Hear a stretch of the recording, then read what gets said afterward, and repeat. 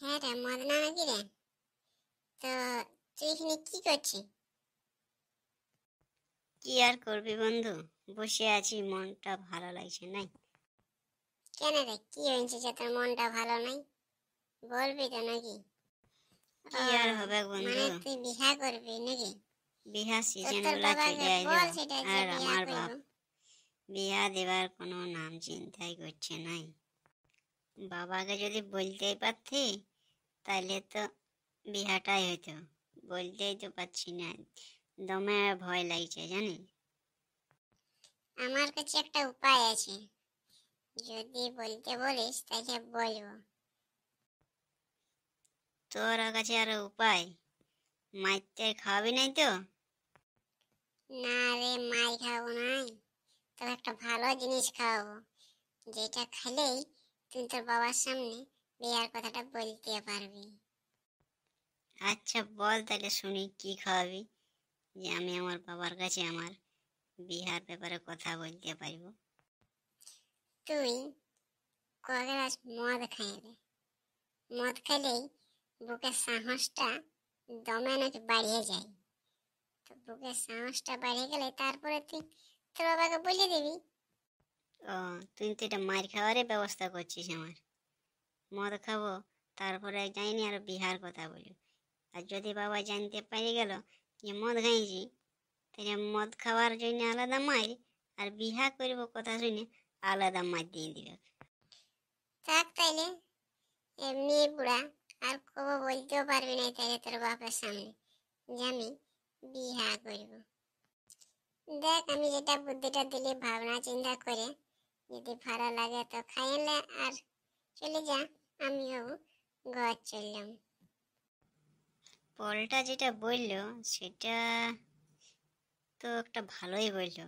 মদ খাইলে বাবার সামনে বিয়ার কথাটা বলার সাহসটা পাবো।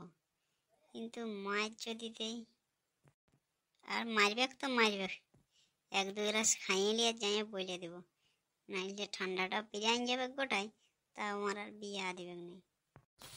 এই তো বাবা হলে বসে আছে, যাই এবারে বলে দিই, দেখি কি বলে। কিছু একটা বলবে না।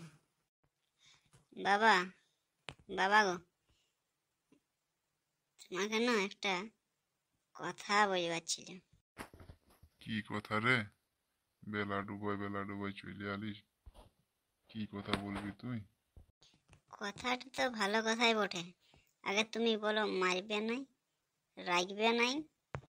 আহ, যদি ভালো কথা বটে তাহলে রাখবো কেন রে? ঠিক আছে তাইলে বলছি, হ্যাঁ।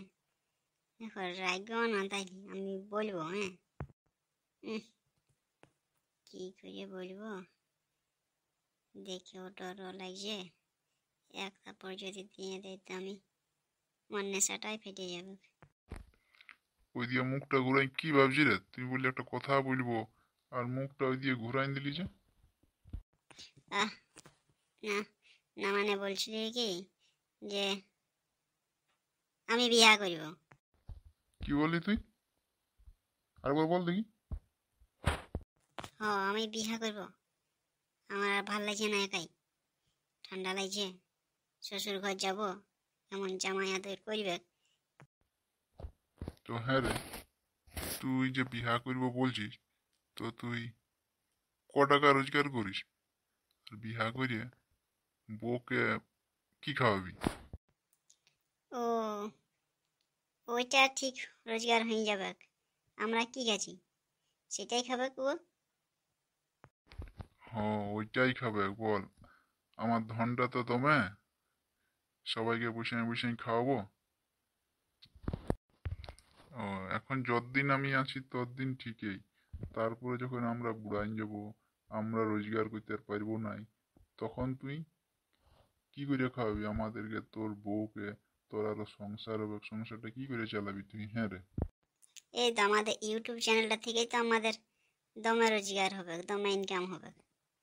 তো আর কি কিনে কাজ করতে যাবো আমরা, ইউটিউব থেকেই দমে টাকা। ও, ইউটিউবের উপর ভরসা করে তুই বিহা করবি? তো আমাদের ইউটিউব চ্যানেলটায় কয়টা সাবস্ক্রাইবার আছে রে, যে তুই ইউটিউবের উপর ভরসা করে আর বিয়া করবার জন্য নাচছিস? এখন সাবস্ক্রাইবার নাই, তবে অল্প অল্প করে হয়ে যাবে। এই যে দেখো, এই দাদাটা এখন যে দেখছে, ই যেমন এখন আমাদের চ্যানেলটা সাবস্ক্রাইব করবে, ই আরও দুজনকে শেয়ার করবে ভিডিওটা, আরও দুজন সাবস্ক্রাইব করবে, তো অমনি করে করেই তো আমাদের ইউটিউবের ফ্যামিলিটা আমাদের এটা বাড়িয়ে যাবে। ও, তোর কি মনে হয়েছে এই যে ভিডিওটা দেখছে, এই ভিডিওটা সাবস্ক্রাইব করবে চ্যানেলটা আমাদের, না ভিডিওটা শেয়ার করবে, একটা লাইকও দিবে নাই? না গো বাবা, সাবস্ক্রাইব করবে আর শেয়ারও করবে। দেখো এই লোকটা, দেখো ভিডিও দেখছে, ওর মনটা দেখো, কি আর দয়ার শরীর আমাদের উপর একটুকু হলেও করে। বড় বড় ইউটিউবার লাগে যখন সাপোর্ট করছে, আমাদেরকেও সাপোর্ট করবে। কি দাদা, সাপোর্ট করবে না আমাদেরকে? আচ্ছা ঠিক আছে, যদি সাপোর্ট করে আর যদি আমাদের চ্যানেলটায় 1000 সাবস্ক্রাইবার হয়ে যায়, তাহলে তোর বিয়া কনফার্ম, তাহলে তোর বিয়া আমি দিব। যা।